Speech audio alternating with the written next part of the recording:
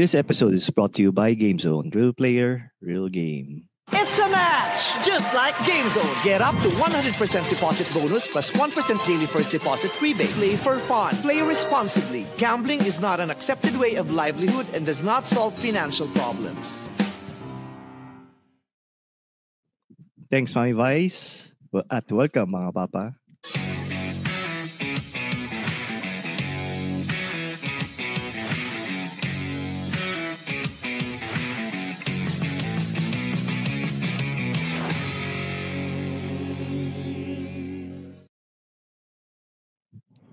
Ito po si Ingo at kasama pa rin natin ang host ng Konichi Mates. Walang iba kundi si Tristan Ting.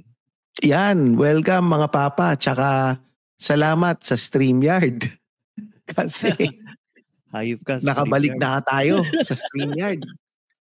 Tsaka ito, speaking of Ingo, Konichi Mates. Sasabihin ko lang, medyo nagulat ako sa turn up and engagement ng Konichi Mates. Ang dami nagko-comment. Sana naman mag-comment din kayo sa Tatayud. Puro na lang kayo Konichi Mates eh. Masyadong masyado kayong patay na patay kay Masahiro eh. Siyempre, aga mulak ng Japan. Oo nga. Aga mulak nga pala yan ng podcasting world daw eh. Kiniklaim niya yon ni Masahiro na kamukha daw niya si Aga Mulak. Kung hindi pa kayo nakakapakinig ng Konichi Mates, makinig kayo niyan. Makita niyo yung Aga Mulak. Pero Tristan may napansin din ako sa dun sa Konichi Mates nyo. Parang si Masahiro, parang hindi siya gumagawa ng homework niya. Parang hindi siya masyadong nag-research tungkol sa Japan. Ay, totoo yan. Totoo yan. Ay, eto, gago si Masahiro, nakikinig yan ng Tatayud. Sasabihin na naman niya. Sasabihin yan, puta, Tristan, hindi na lang ikaw yung bumabanat sa akin ngayon sa Tatayud. Pati na rin pala si Ingo. Pero totoo yan. Hindi siya gumagawa masyado ng homework. Na yan nga yung pag-uusapan natin ngayon dito sa Tatayud, di ba? Na buti nga nabanggit mo yan eh. Kasi, yun yung pag-uusapan natin. Kasi yung dito sa bahay, yung ito ang hirap eh. Kasi, i-explain ko lang kasi dito, kunyari, nagtuturo ako ng homework. Lalo na nung bagong tatay pa lang ako, dun sa panganay ko. Instead na homework, nagiging home rec. As in, talagang ganun. Yung talagang, putang ina, ba't hindi mo ito mag-gets? 2 plus 5, nagbibilang ka hanggang daliri mo sa paa. Ayun, so yun yung background lang to. And tingin ko, sa karamihan ng mga papa, or well, not just papa, or pati yung mga mama, and mga parents in general, nakaka-relate sila dito eh, sa kung paano bang yung pag tinutulungan mo yung anak mo sa paggawa ng homework. Yun. Tsaka siguro din, iba din yung homework na ginagawa natin nung panahon natin, Tristan, versus yung mga ngayon. Kasi nung panahon natin, feeling ko advanced na yung yung paggamit ng Microsoft Excel, ng MS Word. Wala. Pero nung panahon ko, wala nga nun eh. Wala pa ba nun? Kahit nung high school? Wow. Wala eh. Malaki pala yung ginamp ng technology ng in a few years Pero ayun. Hindi kasi, nag-aaral kasi ako sa public. Oo nga pala. Wala kaming ganun. Walang ganun sa public eh. So, sa Kulyat High. Sa Kulyat High School, wala niyan. Pero, eto, dito, compose ko na sarili ko. Okay, na-compose ko na yung sarili ko. Dito kasi, sa Pilipinas, nag-record kami ngayong July 30. A few days before, sunod-sunod yung ulan, tas bumabagyo. So, nagkaroon na ng time na 1 week, 5 days, walang klase yung mga bata. So, yung school ni Sven, nagpadala nagpadala ng homework. Tapos gagawin namin. Tapos bibidyohan daw namin. Tapos isisend namin sa sa teacher. May video na ginugulpi mo yung anak mo, no? Sa sobrang init ang ulo mo. Hindi ko, pucha, paano yun? Tapos, inisip ko naman, kaya ko nga siya in-enroll sa school kasi quote-unquote, daycare ko yung school nyo para mapapagtrabaho ako eh. Tapos, ako yung wala nga on time para magturuan yung anak ko kaya nga nag-hire ako ng, nag-air quotes ako guys ha. Kaya nga nag-hire ako ng magtuturo sa anak ko dahil wala nga on time. So paano? Anong nangyari? Di wala siyang assignment for 5 days. Hindi mo naturuan. Pero ito, Ingo curious ako, pag sa autistic ba? Paano yung turuan ninyo, yung homework and all? Yung sa normalan, I mean sa hindi umuulan or sorry. Sa normal na schedule namin ni Sven, naalala ko, kapag may mga assignments siya, yung mga tracing, nag-ano kami yun, kumbaga, ako yung unang gagawa ko paano mag-trace. Tapos, siya na yung gagawa ng the rest. Tapos, kapag, kunyari, after 2 rows, papahinga muna kami, maglalaro-laro muna. Tapos, after namin maglaro siguro mga 1 to 2 minutes, babalik ulit kami ng nagagawin yung homework. Kasi at that time, hindi pa kaya ni Sven na yung sunod-sunod yung gawa ng homework as well as yung pagbabasa. So as nag-i-improve yung skills niya sa pagbabasa, actually, hindi nga skills eh. Mas humahaba yung pasensya niya sa pagbabasa at sa pagsusulat. Mas tumatagal din yung break time niya. Mas tumatagal bago siya magkaroon ng break time. Yun. Kasi dahil hanggat hindi niya natatapos yung kailangan niyang basahin, hindi siya mag-break time. Oo. Or may checkpoint siya na, okay, after 1 paragraph, break muna tayo. Tapos laro ka ng 1 minute. After 1 minute, basa ka ulit. So, yun yung ginagawa mo sa kanya? Oo, yun yung ginagawa ko sa kanya. Structured pala, no? Oo. Nag-ano talaga, nag-thrive din talaga siya sa structure. Kasi, kailangan niya ng magkaroon ng mindset. Tsaka, sort of discipline na, okay, pag sinabi kong 1 minute, pag nag-alarm yung alarm, stop tayo. Mag-break ka. After 1 minute, balik ulit tayo. Yun. So, pero ito, yun. Pero ito, Ingo, lang ako mag-i-step back lang ako ng konti. Yung sa iyo ba? Kasi di ba yung nanay mo, teacher ba? Ay, hindi. Hindi siya teacher. Parang, dietitian yung nanay ko. Dietitian ba yung nanay mo? Hindi, pero kasi, yung nanay mo parang yung scholastica na parang academically inclined di ba? Oo, kasi sa isang, basta sabihin natin na sa top 4 university siya. So, yun. Nung bata ka ba, tinuturuan ka ng nanay mo ng mga homework, tinuturuan ka sa homework, ganyan? Yung nanay ko naman, na-appreciate ko siya nung kinder tsaka grade 1. Kasi at that time, yung vocabulary ko for preschool and grade 1, mataas for my age. Tapos hindi na niya ako tinuturuan, naging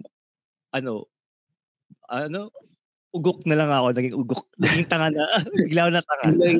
Naging vocabulary mo na, burat, tite.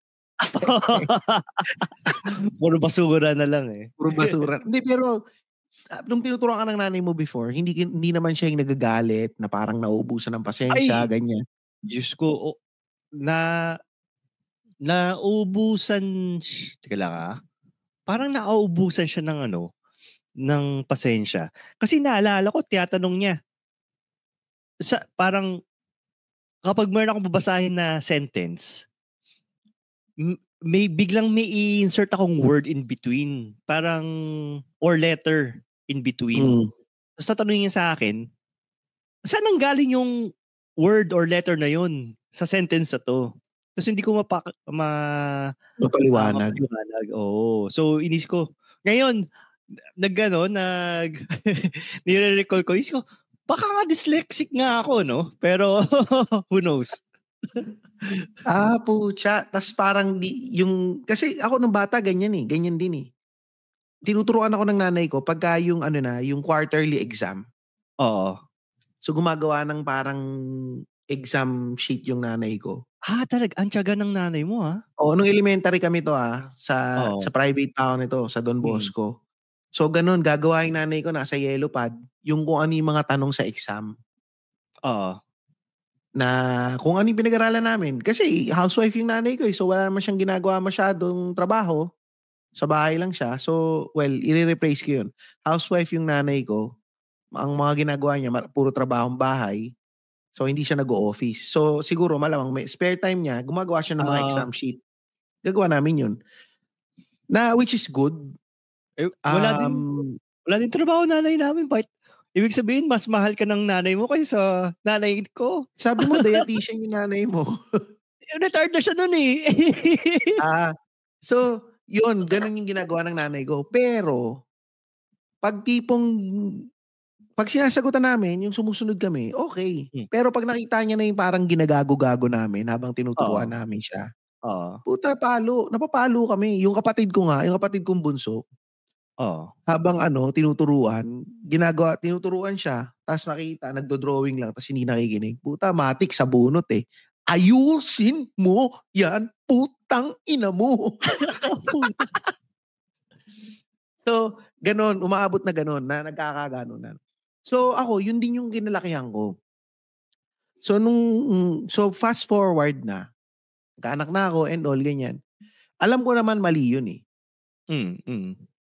So, nung ako yung nagtuturo na dun sa panganay ko, yun nga, may assignment, mga math. Sabihin mga 4 plus 8, ganyan. 4 plus 7, ganyan. Makikita ko, parang siya, hindi niya nagigets. Nagbibilang siya. Or kunyari, sinabi mong 10 plus 15. So ako sabi ko, 10 plus 15, di 25. Sa utak ko lang.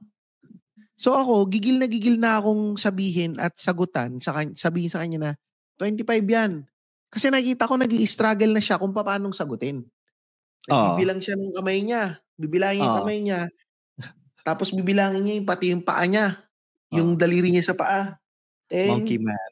So sabi ko, paano yan? 20 lang yung lahat ng daliri mo. Paano mo bang mabibilang yan? So ginawa ko. Sabi ko, tinuro ko naman sunod. Mag-drawing ka ng mga stick. Tapos bilangin mo. So ginagawa niya ganun. Tapos parang minsan, nalilito siya. Tapos ako, umiinit na yung ulo ko. Na parang, ano ba to? Tapos tatawagin ko yung mister, ikaw na nga magturo dito. Tanga nito. Ganun na yung sasabi ko. Napapagod na ako, hindi ko kaya na, yun, may ganun. Tapos, after nun, misis kayo magtuturo, maya-maya. Papupunin na rin siya.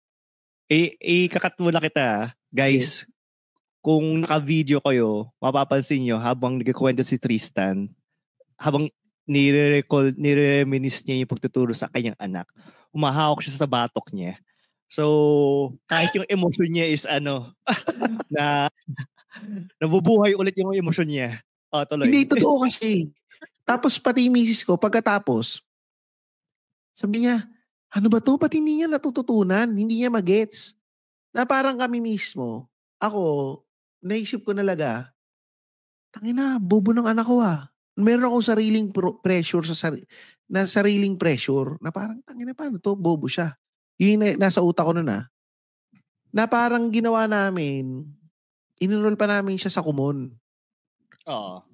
Tapos, after a while, natuto, okay na siya.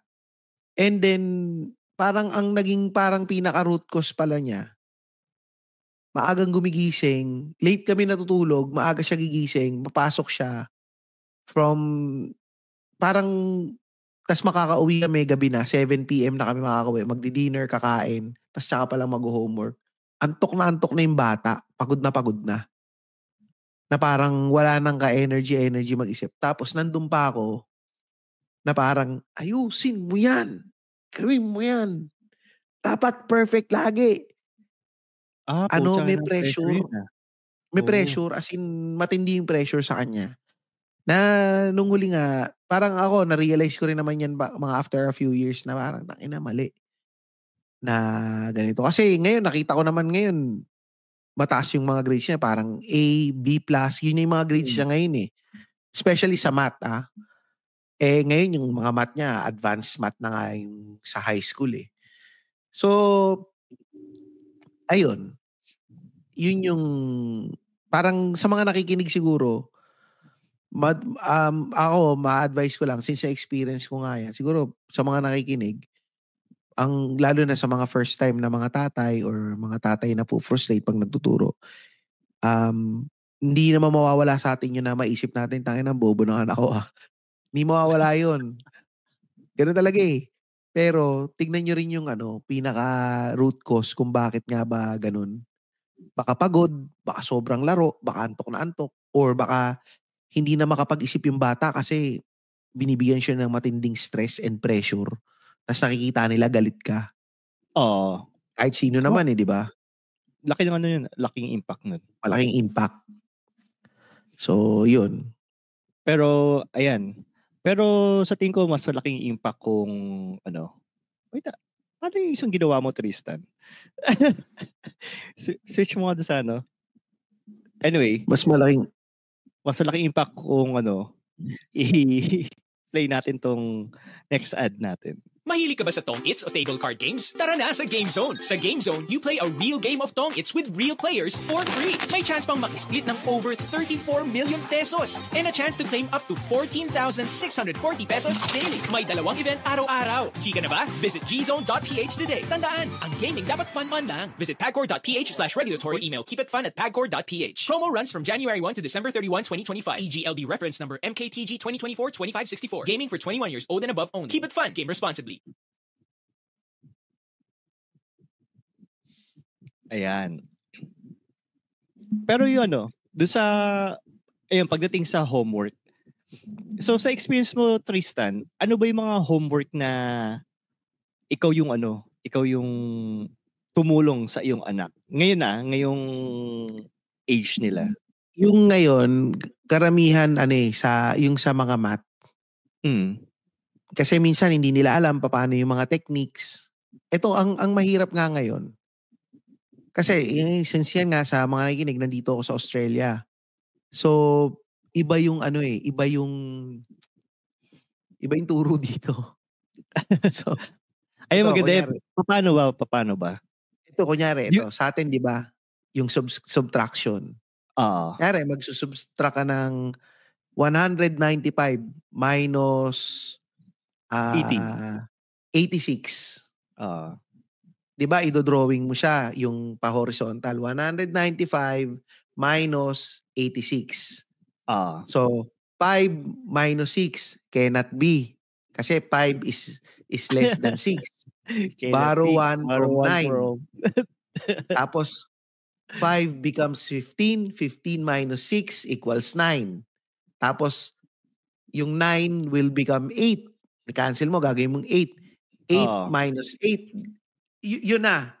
So, nung ginagawa ko yun, recent nung kahapon lang to. Kasi nga ako yung nagtuturo ng homework nung last week.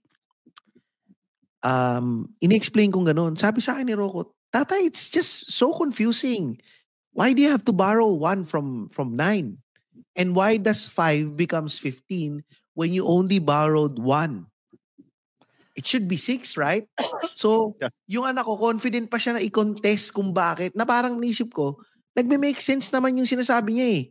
Tama nga naman. Nag-borrow ka ng 1 sa 9. So, yung 9 magiging 8. 1 lang yun.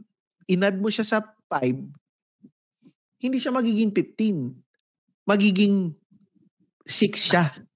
So yun yung argument niya. Dapat 6 to. So paano sabi niya, you're making it very confusing, tatay. Ganto. Ano ba sabi ng teacher niya? So ito nga. So sabi ko ganon. Pero ito sa mga nakikinig, nagbago na ako. Marami na akong na-realize sa... Hindi mo na siya sinabunutan. Hindi ko siya sinabunutan. Hindi ko rin siya minura. At hindi ako nagalit. Kahit na parang sabi ko, ano ba to? Tas, syempre, malaking bagay din sa akin kasi yung tinatry ko as much as possible na maging self-aware. Na madalas, pag naisip ko na, tangina, naiinis na ako. Pag nararamdaman ko na yun, kino-call out ko yung sarili ko lagi na parang naiinis ka, bakit? Tumatakbo yun lagi sa isip ko. Naiinis ka, bakit? Kasi hindi niya masagot, kasi hindi niya maintindihan. Baka ikaw yung may mali. So yun na yung nasa utak ko na mali yung turo ko. So tinanong ko siya pabalik. Sabi ko, so how do you do it in school? So pinakita niya. Sabi niya, we do split strategy. Tapos ginawa ko rin. Nag-Google din ako. How do you teach Year 3 students subtraction in Australia? Year 3? How do you do it in school? Parang ganun ginawa ko. Ayun, grade 3 students ba yun? Kapag year 3? Grade 4 pala. Grade 4 na pala si grade Rocco. 4. Tinanong ko kay ChatGPT. So, sinabi niya, ito yung gagawin mo. Split strategy. So, kung yung 195, hanapin mo kung ano yung nearest hundreds dyan. So, 190. Okay mo, 190 na lang. Tapos, ano yung nearest hundreds sa 89? Di 90, di ba? Or sabihin mo palitan mo na lang ng 0 yung 8. Basta dapat palitan mo lang ng 0 kung ano yung nasa dulo niya. So, mangyayari, magiging 190, tsaka 80. Tapos tatanggalin mo ulit yung dalawang 0, magiging 19 at saka 19 tsaka 18. So parang reverse lang sa atin. Reverse sa atin. I-split mo siya tas lahat ng in-split mo, i-add mo siya sa kanila lahat.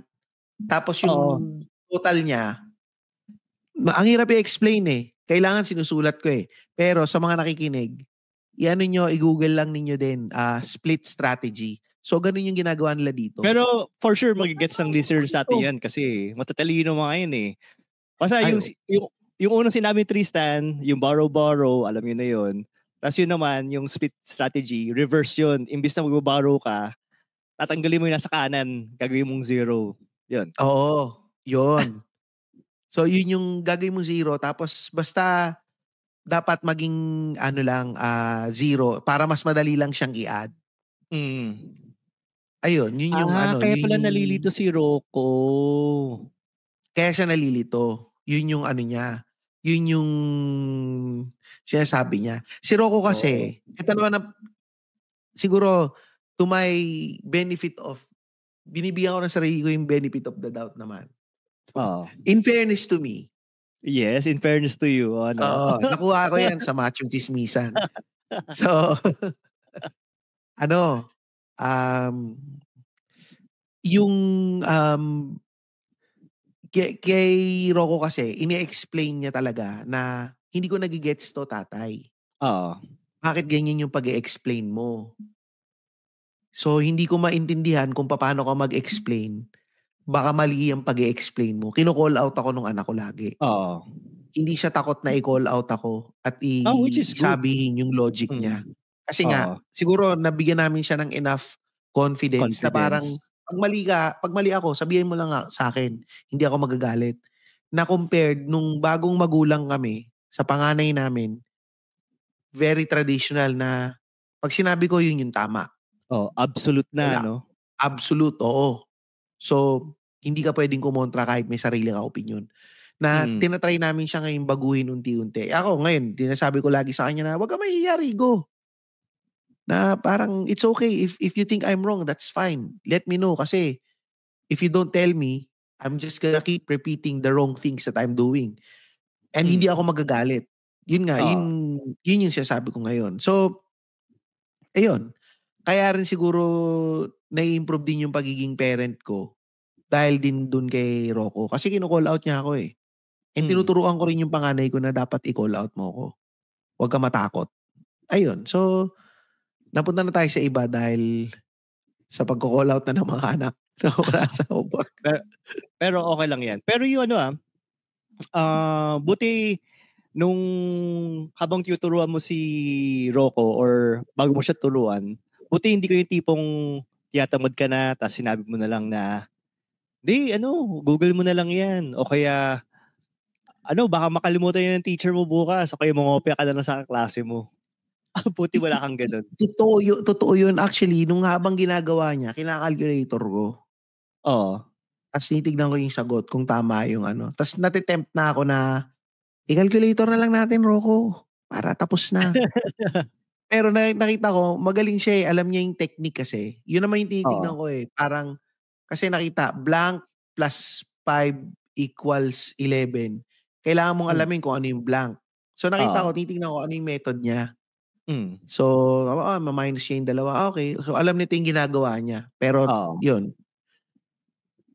So, yun yung isa na sa struggle ko na minsan iba yung turo sa akin, iba yung alam ko versus sa kung ano ituturo ko sa kanila dahil nasa ibang lugar ako at ibang culture nga dito. Ayun. Pero Tristan, maganda at meron andiyan ka sa ibang lugar. Kasi siyempre, iba't iba yung techniques ng pagtuturo sa Australia at saka dito sa Pilipinas. Kasi naalala ko pagdating sa math, actually para ng parents ko sa hindi okay sa math eh. Kaya talagang wala nagturo sa akin sa math. More on Pero Ingo, tangina magaling ka sa math ha? Ako? Hindi. Magaling lang ako sa Excel. Galing mong magbilang ng pera eh. Oo, siyempre.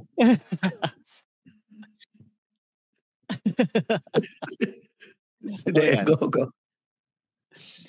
Pero ayun nga. Siguro sa akin kasi, yung parents ko nga, ayun nga, hindi sila magaling sa math, pero magaling sila sa vocab, sa mga reading. Siguro ang isa sa mga tips din for parents ay kung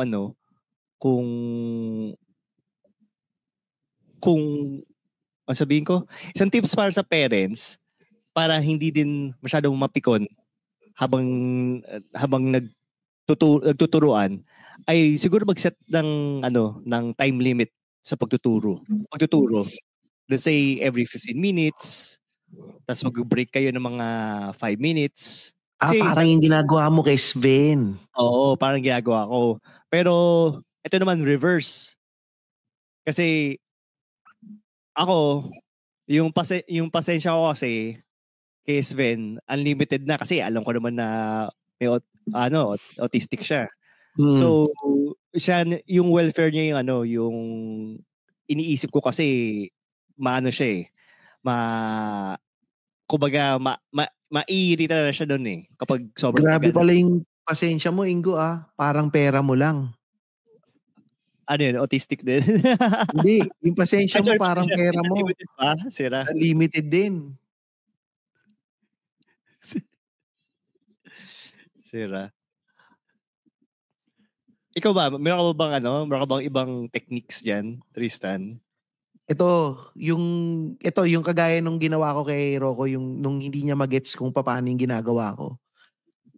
Tinanong ko siya kung ano ba yung naiintindihan mo, kung naiintindihan mo ba kung ano yung dapat gawin. Bago ko siya turuan. Well, actually, mali pala yung ginawa ko kasi tinuruan ko muna siya bago ko siya tanungin kung naiintindihan mo ba kung ano yung dapat mong gawin. Kasi yung pala, alam na pala niya yung kailangan niyang gawin eh.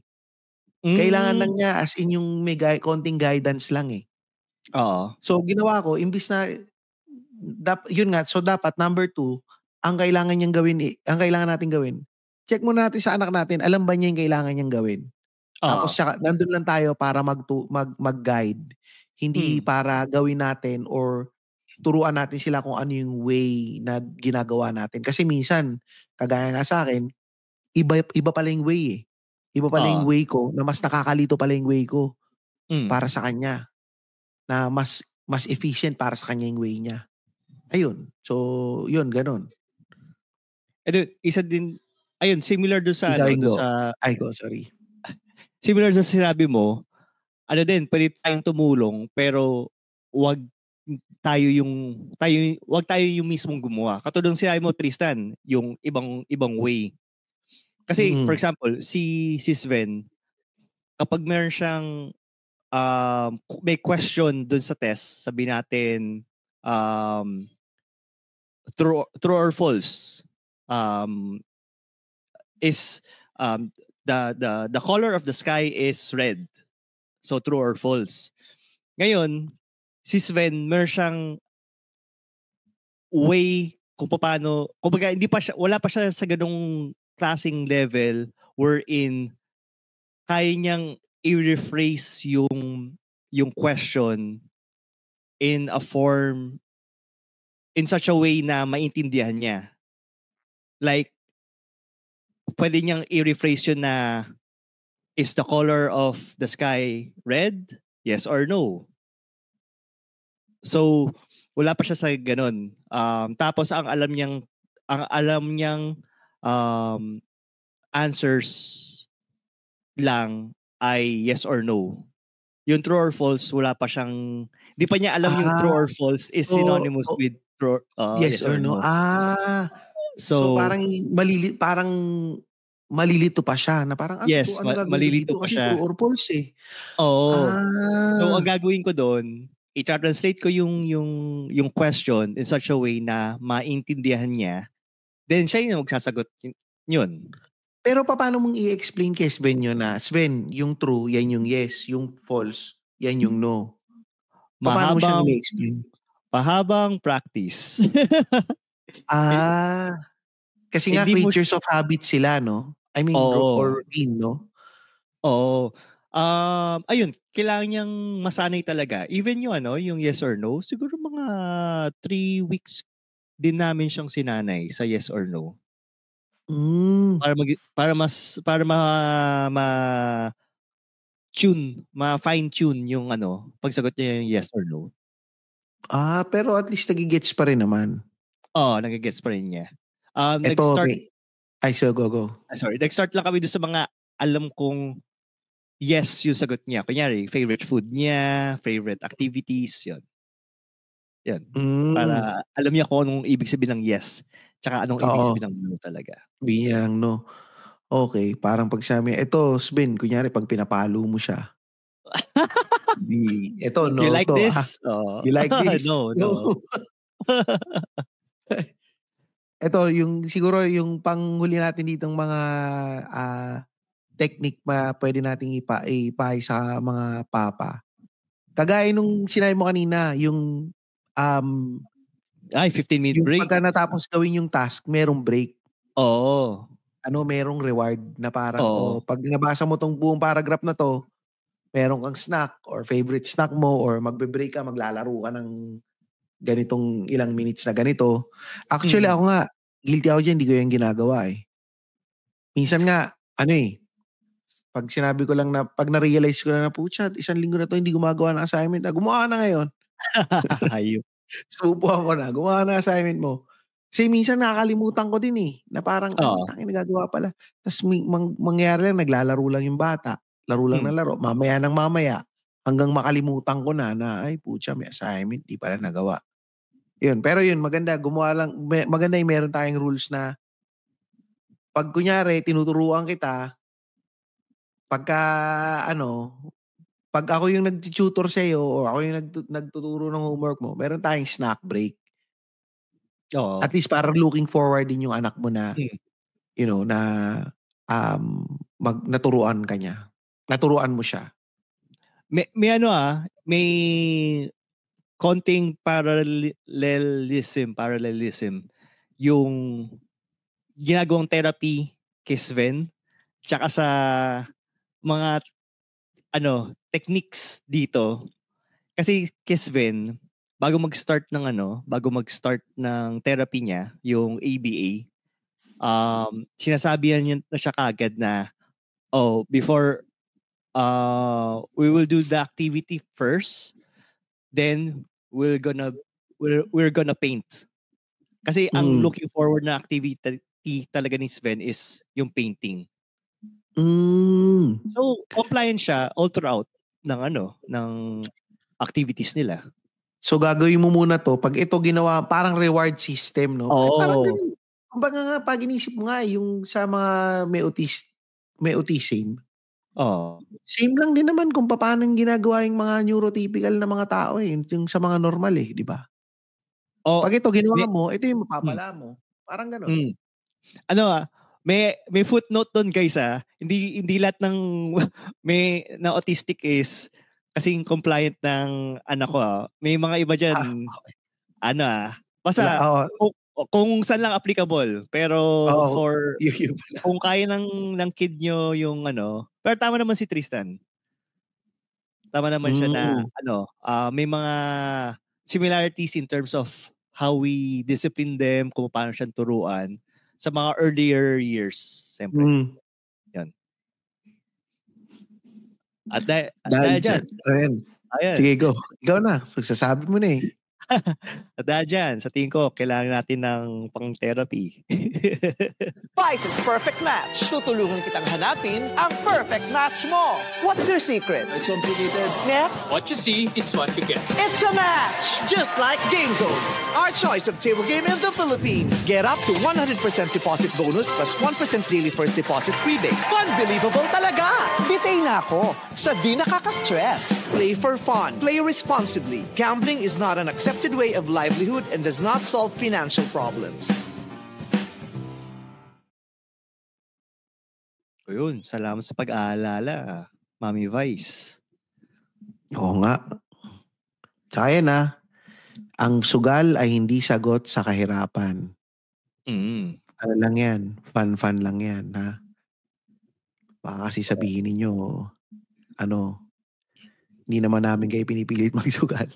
Pero yun nga, fun lang. At saka ako, sorry, medyo nadagdagan ko lang yan. Ako, actually, na-try ko na magsugal sa mga online casinos, tawag doon, sabong. Lahat, talo ako Kahit sa casino, talo din ako So, fun lang talaga. Kasi pag pag ginawa ko siyang panghanap buhay, malamang wala akong pang podcast ngayon. Yun yung pera na willing mong itapon or willing mong gamitin pang leisure, yun lang talaga siya. Kung gusto mo yung thrill, go. Nasa sayo naman yan Yun. Pero ito siguro in closing lang din siguro dito sa episode natin. Siguro maganda lang din na masabi dito na yung homework naman, hindi lang naman yan for academic. Gamitin din natin yan na maging emotional connection natin sa mga anak natin. Kasi minsan sa totoo lang ako may mga moments ako na parang nakakatamad naman. Magpa-podcast pa ako maglalaro pa ako ng Sekiro O manunod pa kami ni Luis ng mga OGDS Kaya mo na yan, Rigo. Kaya mo na yan, Rocco. Gawin mo na yung homework mo. Hindi ko naman alam yan Pero hindi. Buti hindi mo tinuturuan hindi mo inutusan yung panganay mo na turuan yung bunso. Ginagawa ko rin yun. Ay po siya. Pag talagang kunyari, ito maabot ako sa point na minsan, tinatanong ni Rocco, minsan yung mga homework nila dito, hindi ko rin nagigets Oo. Well, minsan, madalas. So, since si Rigo, napagdaanan na niya yun, sabihin ko kay Rigo, sabihin ko kay Rocco, call your kuya. Tanong mo kung paano to. Tapos sabihin ko na, Rigo, can you, teach Rocco how do you do this? Tapos, ang mangyayari doon, dalawa kami ni Rocco na tinuturuan ni Rigo. Nanunood na rin ako. Ganun pala yun. So, natututo din ako. Pero mostly math yan. Hindi mga math. May mga iba pang mga may mga iba kasi parang mga puzzle game na parang iba May ganun sila? Meron na ganun, parang logic, mga ganun, mga Oo. logic na mga assignment.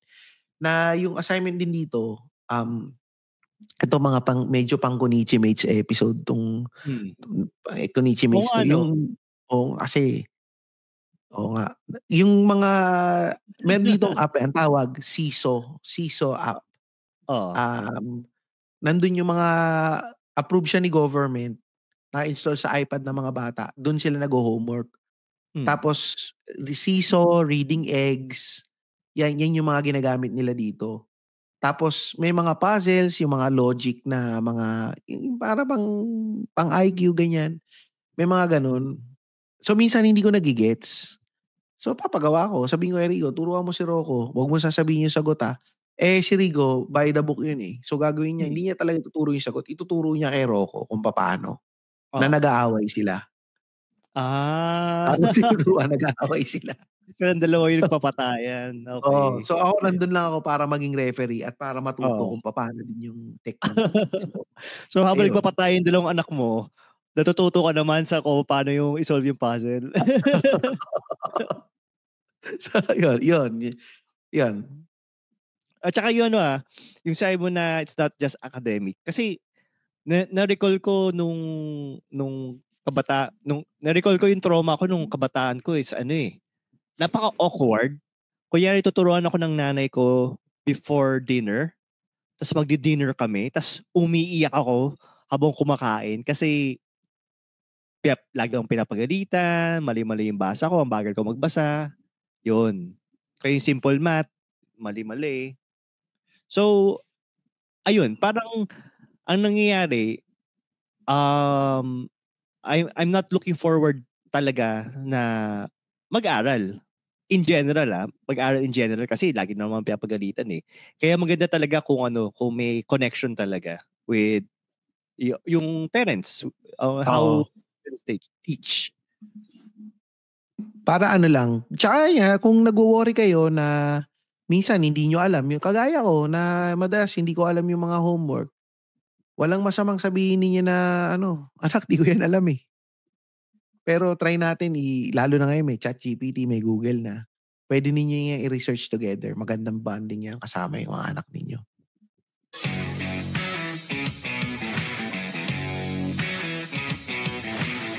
At yan, isa na namang episode ng Tatayhood. Patreon.com/PapaPatreon. Buhay ulit. Yan. At saka kung gusto ninyong mag-comment, meron kaming reddit.com/r/tatayhoodpodcast. So, hindi ba tayo magbabasa ng comment? Ay, pala, nakalimutan magbasa, anak ng kamote. Hindi pwede, kahit nag-outro na tayo, pwede pa rin tayo magbasa ng comments para makinig pa rin sila hanggang sa dulo. So, nakabukas na sa akin. Gusto mo, ako na? Mauna na ako, Sige, ikaw na, gusto mo? Sige, ako na muna. So, unahin ko na muna yung first comment. Walang iba ko hindi si Jomar Escuesta. Sorry. First, alam ko sobrang chromosome ang 46 ang tatanggalin para maging normal ang bata. Si Jomar, talaga yan, may extra chromie yan eh. Homie with the extra chromie talaga yan, si Jomar Estoeta. Shoutout sa iyo, Jomar. Ito, si Snoopy, ang iyong secret admirer, Ingo. Si Snoopy. Inamin na niya to sa isang comment. Kilala mo ba to? Feeling ko, kilala mo to, Ingo eh. Hindi ko kilala yan.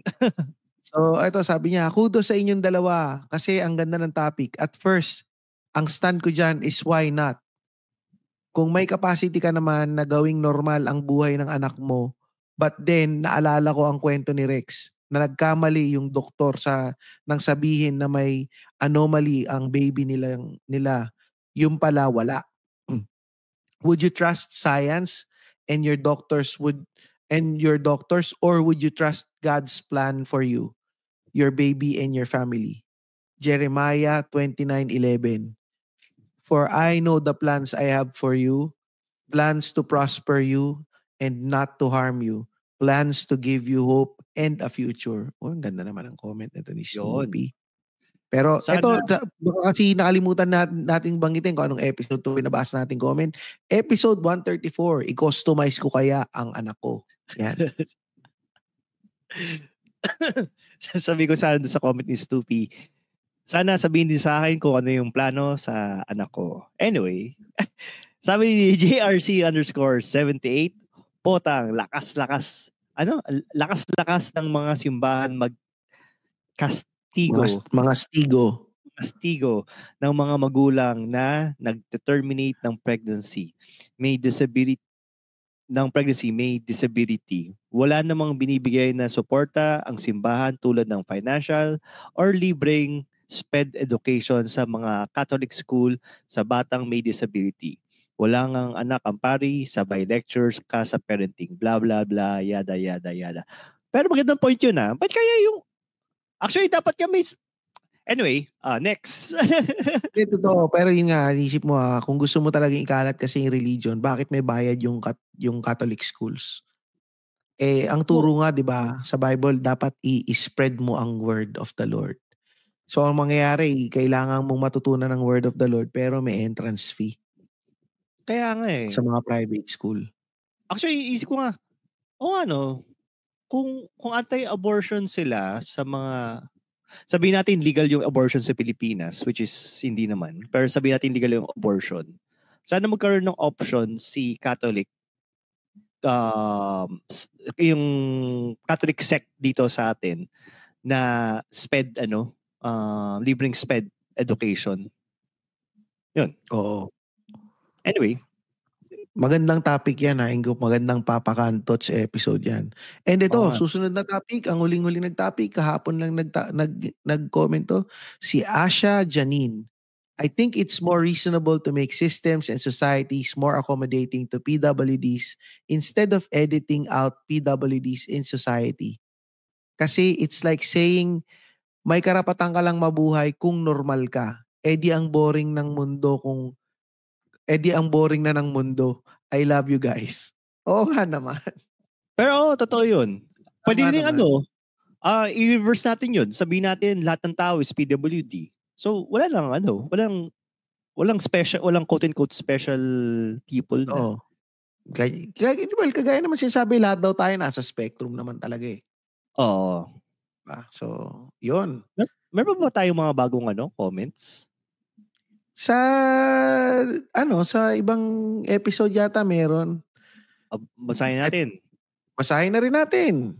Sige, dahil medyo matagal tayo nag-recording Oo nga Ito, basahin ko yung kay Snoopy.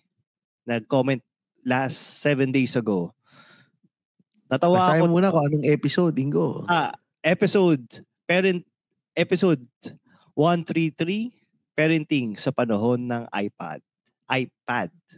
So sabi ni Snoopy, natawa ako doon sa baka maging autistic ka din. Pero mas natawa ako doon sa secret admirer ako ni Ingo. Hehehe. Baka lalaki pala si Snoopy. No? Kaya nga Ito, si Elon Musk, si XR4V9KLEMQ3MQ. Effective po talaga yung iPad sa mga bata ngayon. Yung pamangkin ko na 6 years old, ina-explain sa akin yung brain rot content. Pinapanood niya gaya ng tung sahur, krokodilo, bombardino, at saka iba pa. Tapos kapag inagaw sa kanya yung iPad, nagtatantrums. Worst part is kinukonsindi pa rin siya ng mama niya na old sister ko. Kapag oras ng pagtulog, hinahayaan niyang magpuyat hanggang 1 a.m. Yun ata ang downside ng kapag pinahawak ng iPad ang mga bata. Nabasa na natin to. Nabasa ko na tong ang hindi lang natin nabasa si Snoopy pala. Si Snoopy. Ayun. So, dito na natin to tatapusin. Salamat na naman ulit sa pakikinig ng Tatayhood. Salamat mga papa. Salamat mga papa.